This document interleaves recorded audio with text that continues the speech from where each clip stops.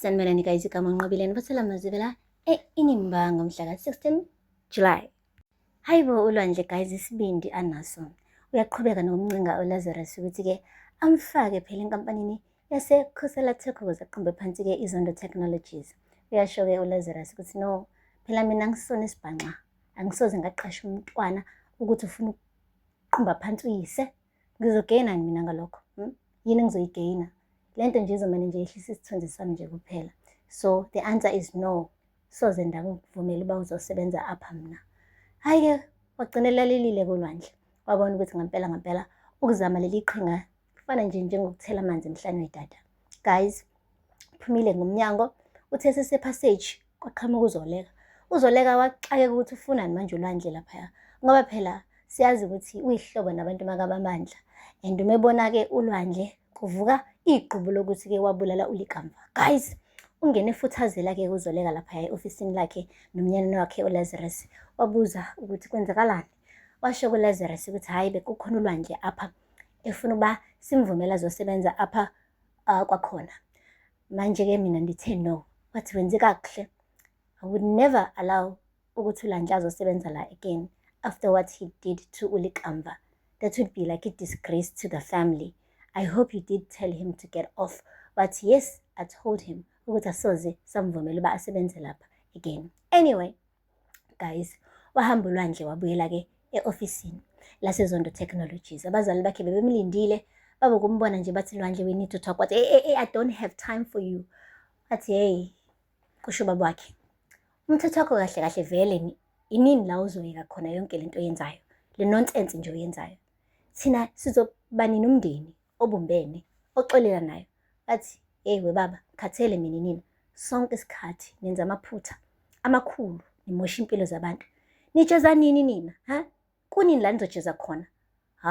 Guys, uSydney wamane nje wathukuthela-ke manje ubona ukuthi cha, sengathi-ke uLwandle is throwing a tantrum for no reason.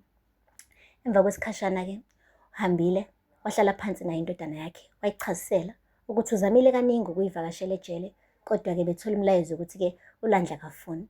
Wathi mntanami uhlezi ungivalela ngaphandle. Yazi bengihlala lapha emotweni ngilinde ngithi mhlawumbe uzophuma umuntu asho ukuthi usuredi ukukhuluma nami kodwa ungaphumi. Ngisho usuphumile ejele ukhetha ukuya emzini yabantu wangabuya weze ekhaya.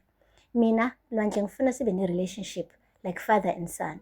Njengoba ngivulele inkampani, angiyivulele mina, ngivulele lo mndeni wakaZondo.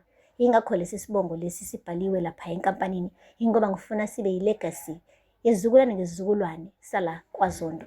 Ngifuna abazukulu bami, iy'ngane zakho zikwazi ukuthola ifa uma ukuthi mina ngiyahamba kulo mhlaba, ifa lakho Lwandle. So into engiyidecide-ke, ngidecide ukuthi ngikunikeze u-20% wama-shares enkampani. Wathi yabona-ke ngeke ngize nguvume lo 20% ngoba hayi ngoba nakho ngiwu-owner ngokuthi ngenza into enhle, mhlampe I'm being rewarded. Unginikeza wona ngoba ufuna ukuxolisa la kumina kule nto eniyenzile noma. Wathi cha ndodana, ngikunikeza lo 20% ngoba wena uyindodana yami. Ngiyakukhombisa ukuthi ngikuthanda kangakanani. Ngiyacela uvume lo 20%. Mina ngizo-owna u-80%. Ngelinye ilanga wena uzobe usu-owna u-100% wayo yonke lento le. Guys, uLwandle wacabanga wajula. Wathi okwamanje ngeke ngize ngikujahe ukuthi uthathe isinqumo sakho. Hamba uye ekhaya uyophumula, ucabangisise kahle le offer ngikunikeza yona. Ebese-ke u-ready uzobe usuthintana ne-lawyer. Mengithi-ke i-lawyer ngikhuluma ngoma wakho phela. Uzobe usukhuluma noma wakho-ke siqale sihlanganise-ke amaphepha ukuze ngikunikeze lo 20%. Guys, uLwandle, the ungrateful Lwandle, decided to take this opportunity. Cabanga ubaba kumnikeza u-20% wama-shares enkampani enkulu. Yena uyayithatha leyo opportunity uyale nayo eKhosela Tech.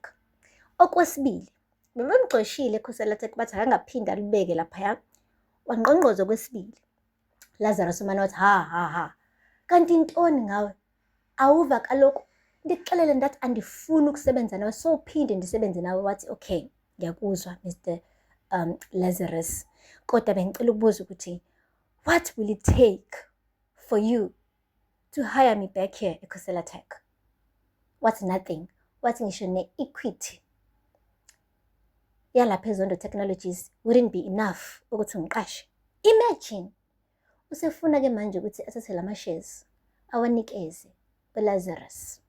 uLazarus abe ne-shareholder or abe shareholder yalaphaya eZondo Technologies ya 20%.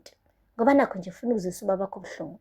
Ifa lonke guys belizomlondoloza impilo yakhe yonke uyalithatha ulinikeza izitha zaka-Sydney just to get back at him. Kwesinye isikhathi ingane siyayizala. Kona phela wonke umuntu akekho perfect nabazali abekho perfect. But akusho lokho ukuthi-ke sekumele athathe yonke lento ayisebenzele kanzima kanje uSydney ayoyinikeza izitha zakhe. Lazarus guys. Khusela Tech guys. But anyway, ingane zanamhlanje-ke zinjalo. Ungrateful. Akupheli-ke lapho guys. Uqhawekazi-ke guys, hayi. Uma wakhe-ke umane nje wamkhombisa ukuthi lalela sisi angeke ngize ngincenge, ngeke ngize ngilonge ikutotosa ngoba nakho ingane yami. La sisemsebenzini asikho ekhaya. So kuzomela ubehave like sisemsebenzini ube professional. Usho kahle uthi hey, ndivile indaba yokuba wena lapha emsebenzini uyaqumba uqonjiswe ukuthi ndithathe le project ngayitshela ukuthi uPortia ayilide instead of you. Uzoyeka-ke iqhawekazi uziphathise komntana. Sisebhizinisini la. Uma ukuthi ufuna abantu bekuhloniphe, kumele wehlise le ego onayo. Ungaloke njalo uloku chase i-validation from abantu ukuthi bakubone ukuthi okay, yimina ufike nale idea. Uma ufuna abantu bekuhloniphe kumele ulalele, kumele i-project le ikhulumele yona. Umsebenzi wakho uyikhulumele wona. Abantu bekuncomeke, hayi ukuthi ngaso sonke isikhathi ukhukhumale ngoba nakho kuwena ufike nale idea ye-biotech. So uma ukuthi uzoyiphatha ngale ndlela sisi angeke sizezwane. Drop this attitude. Une-attitude wena, a bad one. Wamane wanyela kanjalo ku-girl ebona kahle ukuthi cha akancengwa-ke manje. Setshelwa ngqo ukuthi it's either uyasebenza noma uyaphuma straight kule project. Ngisho kuyena wafika ne-idea yayo. Then mase siba-ke noZethu. uZethu uyayisola kakhulu ngalento ayikhulumile kuXolani ngayizolo ukuthi-ke ngabe yena benolikamva baphila kamnandi kube usaphila. Phambi kwakhe uXolani kusho lokho. Manje uXolani uyam-avoida, akawa-answer ama-phone calls wakhe, akawa-reply kuma-messages wakhe. uXolani uthe nje ucela ukubuka i-TV apholise ikhanda from yonke le nqushunqushu le. uZethu wabona ukuthi no man, ngeke azitshwe indoda kanje, wahamba waya khona kubo kaXolani eyokhuluma naye. Eyosho phela ukuthi dude, I'm sorry for what I said yesterday and can you please give me a second chance. Manje-ke sesobona ukuthi uXolani inhliziyo yakhe isoft kakhulu yini, usengakwazi yini ukuthi amukele uZethu ngisho eza nomthwalo omkhulu kangaka wepast yakhe nolikamva ohamba emhlabeni engakabi ready ukuthi amdedele nengane le that is on the way. Okumele njalo ibe isikhumbuzo-ke sokuthi linkamva used to be here and he's no longer here. Guys, akuphela lapho ngamazibela namhlanje. Ngakhohlwa subscribe and like and comment. Until next time, bye.